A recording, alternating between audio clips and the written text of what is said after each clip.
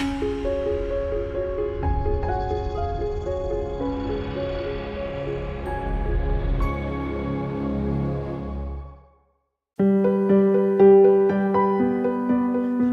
was quite anxious about. I thought that I'd really miss seeing, seeing patients and particularly seeing the kind of fun, and it was fun, and the pleasure of seeing a new patient and doing my best to help to sort out what the issues were and to either help them myself or to steer them in the right direction.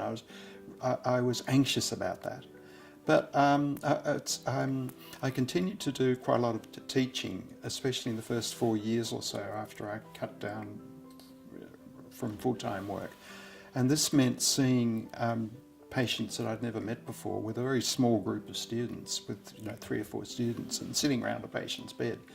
And just doing the same process that I'd always done, but doing it with a number of students at the same time. And that gave me precisely the same kind of pleasure and satisfaction. It's much easier to contemplate giving up work for people that have many interests. I mean, people like myself who have many interests, because it's just a matter of moving sideways and having a bit more time to devote to really latent interests.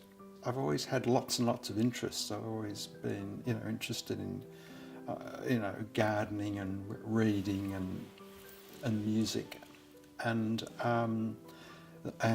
over the years I'd accumulated.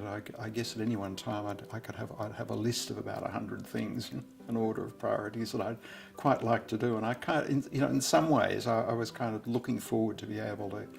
I was looking forward, but not seeking except for this sort of family reason.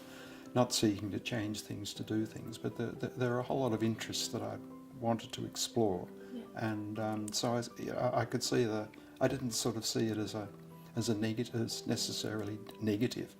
For example, there are amazing online sort of electronic, online courses.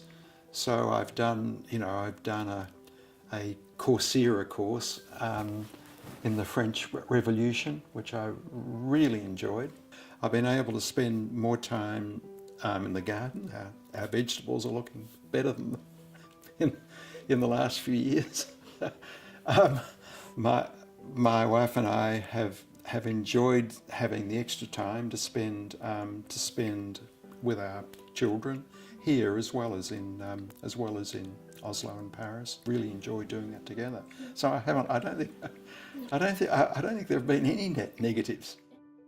My advice to colleagues contemplating retirement would be to firstly think of retirement as a very positive event, and to think of it not necessarily as an instantaneous event, but consider the possibility of phased retirement.